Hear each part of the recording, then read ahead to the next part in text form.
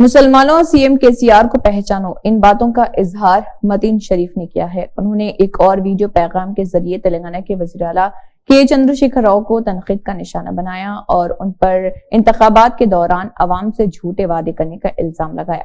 देखिए मतीन शरीफ का क्या कहना है। अस्सलाम वालेकुम। मुसलमानों केसीआर को पहचानो पार्ट 28। तेलंगाना में असेंबली इलेक्शन सर पर है और मुसलमान बेफिक्र है। सिटी में हो या डिस्ट्रिक्टों में अक्सर मुझे देखने में आ रहा है कि मुसलमानों को इलेक्शन से कोई लेना देना नहीं है, कोई दिलचस्पी नहीं है, जबकि आपको मालूम होना चाहिए कि आपके एक एक वोट की अहमियत क्या है। उसके लिए मैं आपको एक दो छोटे से मिसाल दे दूं। 2004 में कर्नाटक के असेंबली इलेक्शन में कांग्रेस के एमएलए कैंडिडेट धारुवा नारायण 40,752 वोट हासिल किए। उनके मुकाबिल में जेडीएस के कैंडिडेट 40,751 वोट हासिल किए। सिर्फ एक वोट से वहां पर कांग्रेस के एमएलए कैंडिडेट ने कामयाबी हासिल की, सिर्फ एक वोट से। दूसरी मिसाल 2008 में राजस्थान के असेंबली इलेक्शन में बीजेपी के एमएलए कैंडिडेट कल्याण सिंह चौहान ने 62,216 वोट हासिल किए। उनके मुकाबिल में कांग्रेस के एमएलए कैंडिडेट 62,215 वोट हासिल किए। सिर्फ एक वोट से वहां पर बीजेपी के एमएलए कैंडिडेट ने कामयाबी हासिल की। अगर उस कॉन्स्टिट्यूंसी के कोई दो नादान मुसलमान बेवकूफ लापरवाह लोग 5 मिनट का वक्त निकाल के अगर जाकर वोट डाल के आ जाते तो उनको आने अगले 5 साल तक बीजेपी के एमएलए को बर्दाश्त करने की, झेलने की जरूरत नहीं पड़ती थी। ऐसे में आपको 50 मिसालें दे सकता हूं जहां पर सिर्फ एक वोट कामयाबी और नाकामी तय किया है। इसीलिए मैं आपसे कहना चाह रहा हूं कि इलेक्शन के दिन आपका एक एक वोट की अहमियत है। आपका एक वोट डाल देना कोई बहादुरी नहीं है। आपके एक वोट के साथ साथ आप आपके घर वालों के सारों के वोट डलवाए, सारे पड़ोसियों के वोट डलवाए, दोस्तों के, रिश्तेदारों के, सबसे आप कांटेक्ट करें। इलेक्शन के दिन जॉब से अपने बिजनेसों को बंद करें और उस दिन सारे लोगों से रिक्वेस्ट करें, मिले, जिससे नहीं मिल सकते उनसे फोन पे रब्त पैदा करें, करके उनको अपने वोट डालने के लिए प्रेशर करें, रिक्वेस्ट करें, क्योंकि एक एक वोट की अहमियत है।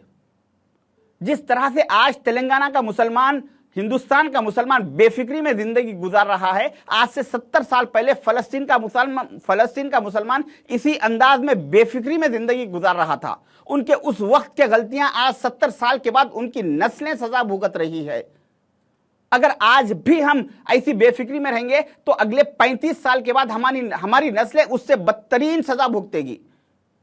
हमें चाहिए कि हम समझे, वोट की अहमियत को समझे, वोट का हक इस्तेमाल करें, कौन सी पार्टी को स्टेट में, सेंट्रल में रखना है, किसको नहीं रखना है, यह बहुत अहम है, बहुत जरूरी है।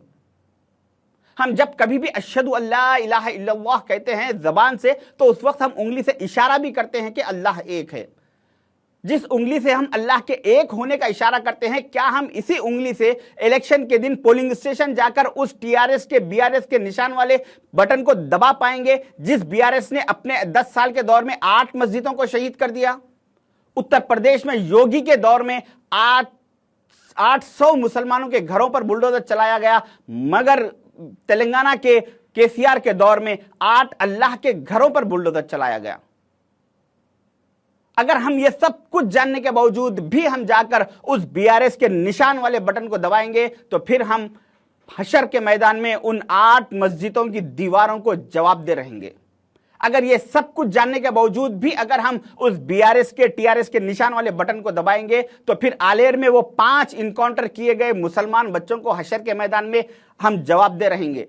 ये सब कुछ जानने के बावजूद भी अगर हम बीआरएस के निशान वाले बटन को दबाएंगे तो हम शरीयत में मुदाखिलत करने वाले बिल का साथ देने वाली पार्टी का हम साथ देने पर हशर के मैदान में हम जवाब दे रहेंगे।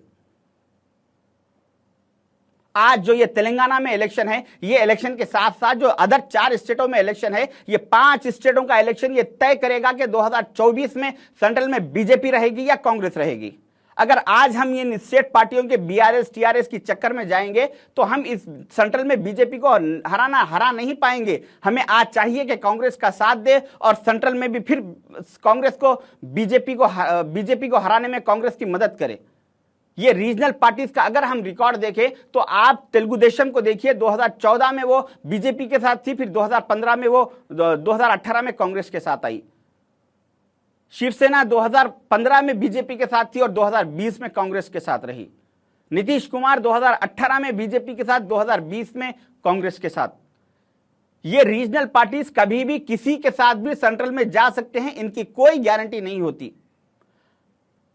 इस बात की कोई गारंटी नहीं है कि बीआरएस 2024 में बीजेपी के साथ नहीं देंगे, बराबर ये लोग देने वाले हैं। इसी माहिदे के तहत इन लोगों ने बीजेपी को स्टेट में रोका, बीजेपी स्टेट में इनको सपोर्ट कर रही है हर, और सेंट्रल में सेंट्रल में बीजेपी को बीआरएस सपोर्ट करने का इनमें माहिदा हो चुका। इस माहिदे के तहत ये इलेक्शन लड़ रहे हैं। बीजेपी अपने 10 साल के पिछले दौर में अहम जो उनको एंटी मुस्लिम काम करना था वो लोग कर चुके, जैसा कि ट्रिपल तलाक है, आर्टिकल 370 है, एनआरसी है, सीएए है, ये सारे बिल वो लोगों ने पास करवा लिए। उनके नेक्स्ट इलेक्शन के लिए, नेक्स्ट थर्ड टर्म के लिए 2024 के बाद उनके और 4 बड़े अहम फैसले उनके बाकी है, जो उनका टारगेट है कि नेक्स्ट 2024 के बाद करना है। अगर आज हम इस बीआरएस का साथ देंगे तो ये बीआरएस कल बीजेपी का साथ देगी, उसके बाद 2024 में बीजेपी सेंट्रल में मजबूत होगी, उसके बाद वो लोग सबसे पहले कॉमन सिविल लॉ कोर्ट लाएंगे। पिछले 1000 साल से इस मुल्क में हमारे फैसले मोहम्मद सल्लल्लाहु अलैहि वसल्लम की शरीयत के मुताबिक होते आ रहे हैं। अब हम अगर ये बीआरएस की चक्कर में जाएंगे और ये बीजेपी का सपोर्ट देंगी तो उसके बाद हमारे सारे फैसले नबी सल्लल्लाहु अलैहि वसल्लम के कानून के बजाय किसी दूसरे कानून के तहत हमारे फैसले होंगे। अगर आज हम ये बीआरएस का साथ देंगे और ये कल जब बीजेपी का साथ देगी तो उसके बाद अज़ां पर पाबंदी लगाई जाएगी। इस मुल्क में हमारे बच्चों के, हमारी नस्लों के कानों में पिछले 1000 साल से अज़ां की आवाज गूंजते आ रही है। अगर हम ये गलती करेंगे तो अज़ां पर पाबंदी लग जाएगी। अगर हम आज कांग्रेस का साथ नहीं देंगे और कल 2024 में फिर बीजेपी मजबूत होगी तो फिर उसके बाद हिजाब पर पाबंदी लगा दी जाएगी। पिछले 1000 साल से इस मुल्क में हमारी मां, हमारी बहनें, हमारी बेटियां हिजाब पर गोशे पाबंदी में जिंदगी गुजारती आ रही है। अगर हम ये गलती कर दिए तो हमारी बहनों के सरों से हिजाब खींच दिया जाएगा, निकाल दिया जाएगा। अगर आज हम ये बीआरएस का साथ देंगे और ये बीआरएस कल बीजेपी को मजबूत करेगी तो उसके बाद हलाल फुट पर 2024 के बाद पाबंदी लग जाएगी। पिछले 1000 साल से इस मुल्क में हम हलाल फुट खाते आ रहे हैं। कहीं ऐसा ना हो, अल्लाह ना करे कि हमें फिर अब इसके बाद हमारी चंद गलतियों की वजह से हमारी नस्लों को हराम फुट खाने की नौबत आए। आप ये मत समझिए कि ये कैमरे के सामने बैठ के वीडियो में बहुत डायलॉगा मार देना, बोल देना आसान है। ये डायलॉगा नहीं है, ये हकीकत है।